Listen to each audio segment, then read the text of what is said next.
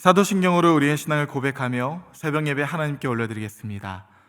전능하사 천지를 만드신 하나님 아버지를 내가 믿사오며 그 외아들 우리 주 예수 그리스도를 믿사오니 이는 성령으로 잉태하사 동정녀 마리아에게 나시고 본디오 빌라도에게 고난을 받으사 십자가에 못 박혀 죽으시고 장사한 지 사흘 만에 죽은 자 가운데서 다시 살아나시며 하늘에 오르사 전능하신 하나님 우편에 앉아 계시다가 저리로서 산자와 죽은 자를 심판하러 오시리라. 성령을 믿사오며 거룩한 공예와 성도가 서로 교통하는 것과 죄를 사하여 주시는 것과 몸이 다시 사는 것과 영원히 사는 것을 믿사옵나이다. 아멘.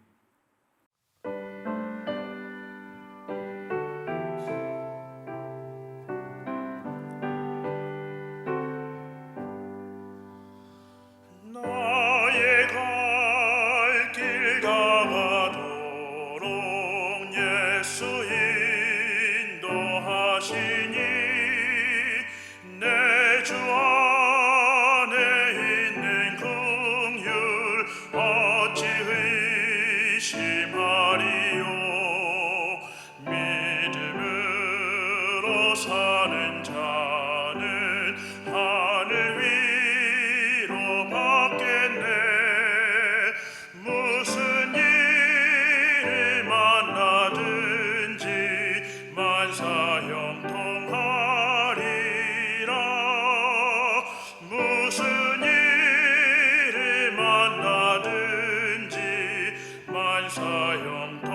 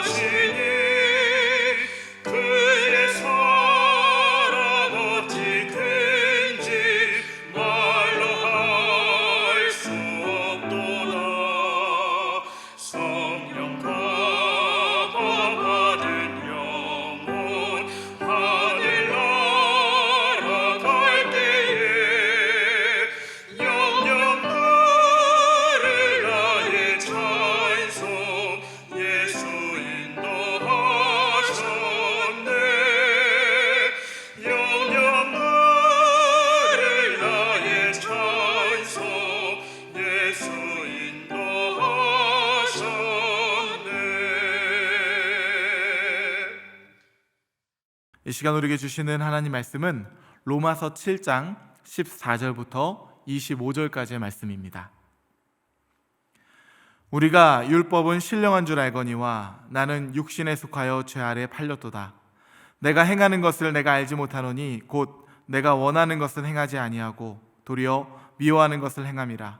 만일 내가 원하지 아니하는 그것을 행하면 내가 이로써 율법이 선한 것을 시인하노니 이제는 그것을 행하는 자가 내가 아니요 내 속에 거하는 죄니라.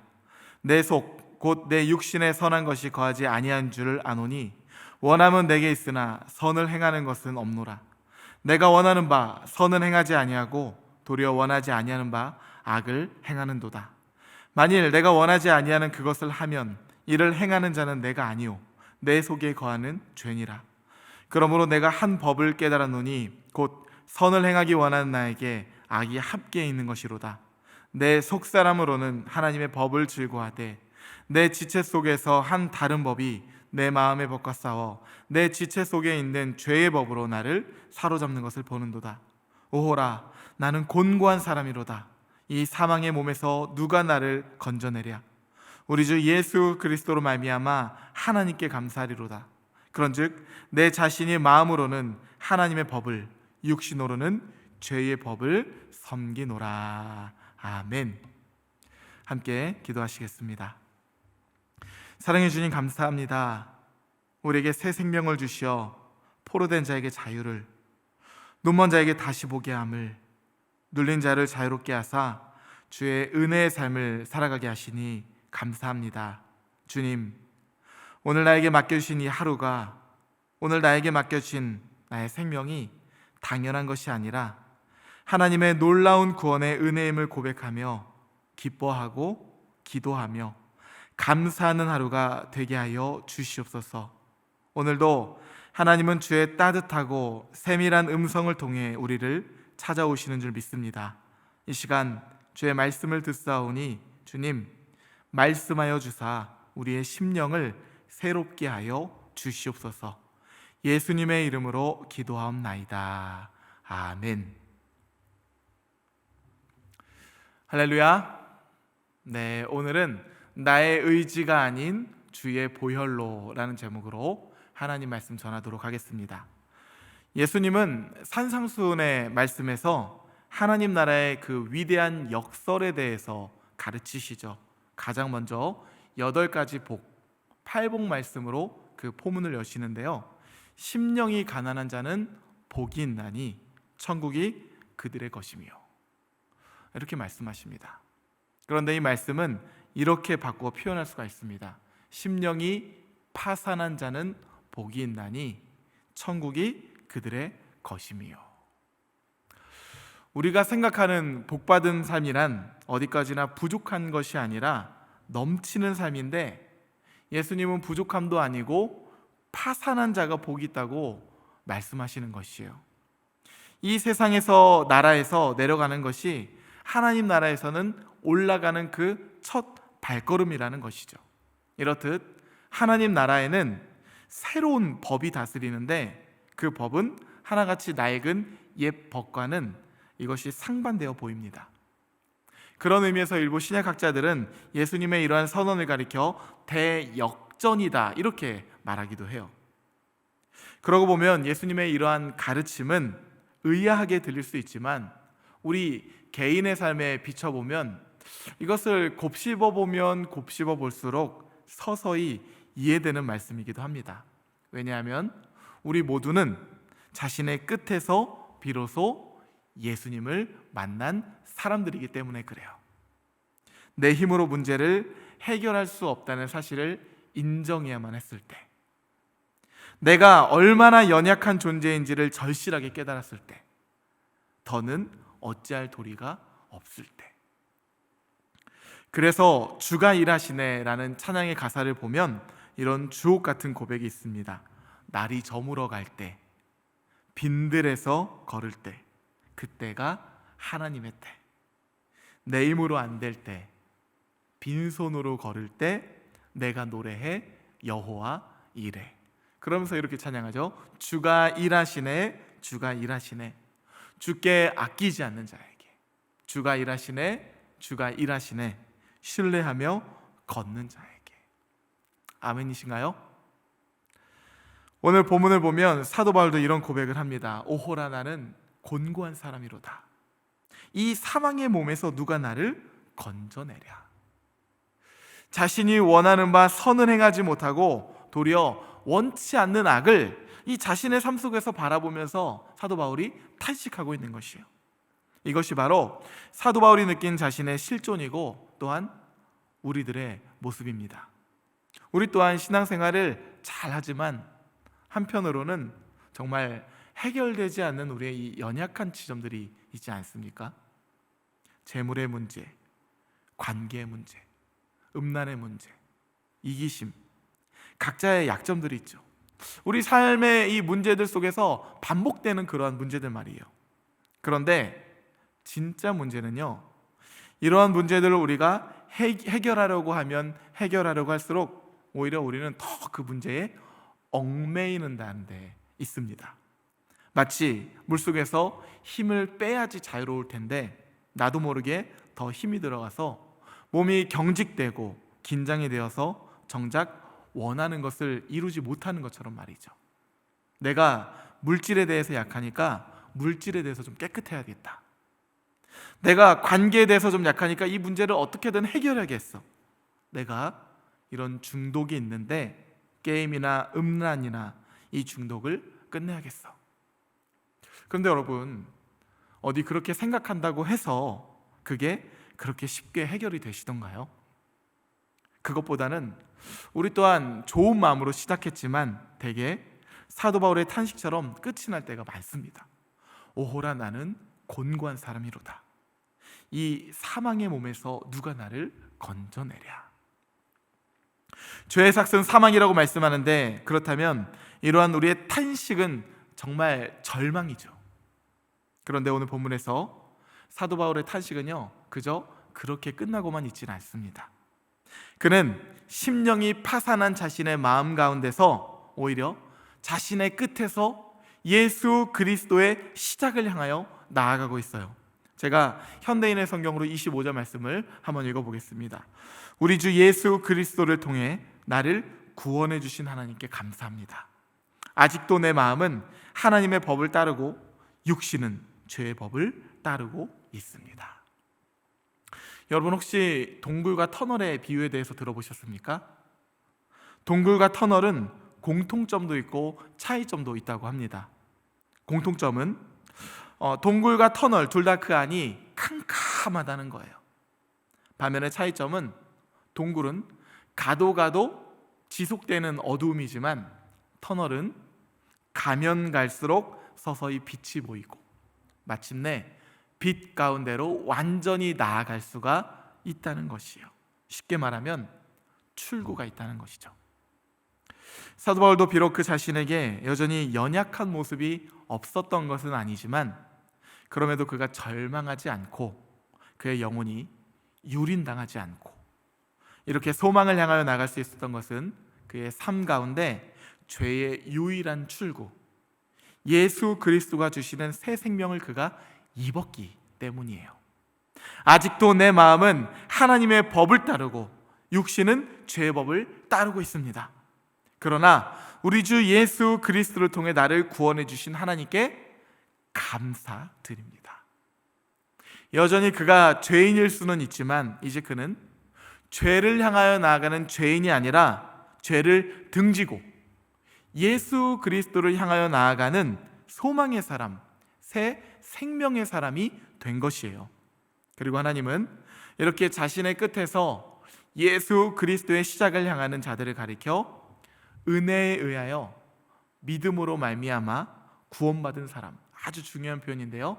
은혜에 의하여 믿음으로 말미암아 구원받은 사람, 즉 의인이라고 말씀하시는 것이에요. 우리가 이러한 관점으로 로마서 당시의 유대 그리스도인들이 얽매였던 이 율법에 대해서 잠시 살펴볼까요? 율법, 그것은 신령한 것이지만 아담적인 인간, 그러니까 우리의 옛사람은요 그것을 지킬 능력이 없습니다.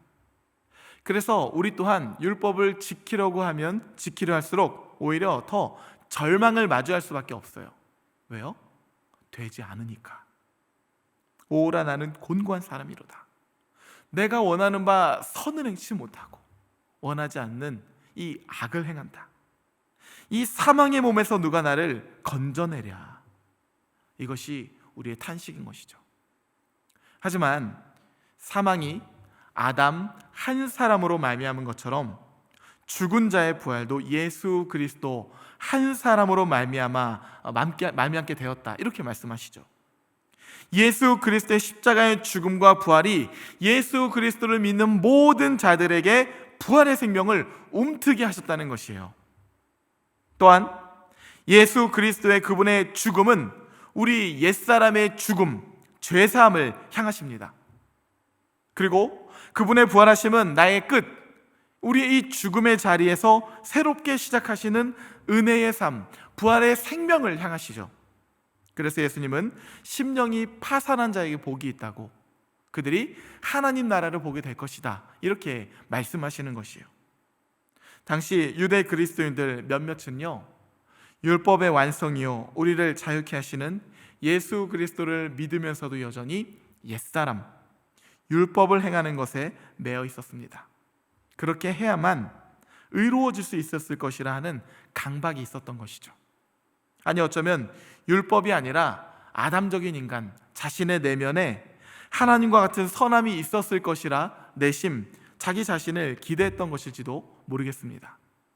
그런데 성경은 이것이 여전히 나의 끝, 예수의 시작을 인정하지 못하는 삶, 그러니까 본질상 진노의 자녀로 살아가는 이 옛사람의 모습을 내려놓지 못하고 있다고 말하는 것이에요. 율법을 행함으로 의인이 될 수도 없을 뿐더러 그런 삶은 율법을 다 행한다고 해도 영혼의 만족함이 없다고 말씀하는 것이죠. 오히려 경직되고 뻣뻣하고 긴장된 삶의 연속인 것입니다. 그것이 바로 율법주의자들의 모습 아닙니까? 안식일에 생명을 살리신 예수님을 향해 함께 기뻐하지 못하고 율법을 범했다고 예수님을 정죄했던 그 죄인들의 모습을 한번 생각해 보십시오. 반면에 예수 그리스도로 말미암아 새 생명을 누린 사람들에게는 율법, 그것 또한 은총의 수단이 되는 것입니다. 또한 그것을 다 지키지 못했다고 해서 절망하거나 정죄하지도 않아요. 오히려 자신의 약함을 바라보면서 하나님의 은혜를 더 구하는 겸손한 사람으로 살아가게 되는 것이죠. 사랑하는 성도 여러분, 혹시 유대인들에게 같이 여러분에게도 여러분의 삶을 얽매이고 있는 그 어떤 것들이 있진 않습니까? 그렇다고 한다면 어쩌면 우리도 어떤 지점에서만큼은 아직도 나의 끝, 예수 그리스도의 시작을 선포하고 있지 못한 것일 수가 있습니다. 우리의 재정, 관계, 상처, 가정, 만일 그렇다고 한다면 우리는 우리의 삶을 하나님께 온전히 맡겨드리지 못하는 것이므로 유대인들과 같이 숱한 배부름 속에서도 영혼의 만족함과 자유함을 맛보며 살아갈 수가 없는 것이죠. 여전히 죄인의 모습, 옛사람으로 살아가고 있기 때문에. 그래서 우리는 반드시 기억해야 합니다. 하나님은 천지를 창조하신 하나님이시고요, 지금도 살아 역사하시며 만물을 주관하시는 하나님이세요. 또한 그분은 우리의 삶의 어떤 부분이 아니라 우리 삶의 모든 영역을 통치하시는 분이십니다. 그렇게 하나님은 우리 삶의 모든 영역을 통해서 예배받고 영광받기를 원하세요. 우리가 자유케 되기를 원하시는 아버지십니다. 바라기는 오늘 말씀을 통해서 아직도 자신의 삶 가운데 하나님께 온전히 내어드리지 못한 부분을 발견하게 되었다면 그 땅끝에서도 나의 끝, 예수 그리스도의 시작을 선포함으로 말미암아 하나님 나라의 확장을 맛보는 주의 성도들이 되시기를 간절히 소망합니다. 함께 주기도문 하시겠습니다. 하늘에 계신 우리 아버지여, 이름이 거룩히 여김을 받으시오며 나라가 임하시오며 뜻이 하늘에서 이루어진 것 같이 땅에서도 이루어지이다. 오늘 우리에게 일용할 양식을 주시옵고 우리가 우리에게 죄 지은 자를 사하여 준 것 같이 우리 죄를 사하여 주시옵고 우리를 시험에 들게 하지 마시옵고 다만 악에서 구하시옵소서. 나라와 권세와 영광이 아버지께 영원히 있사옵나이다. 아멘.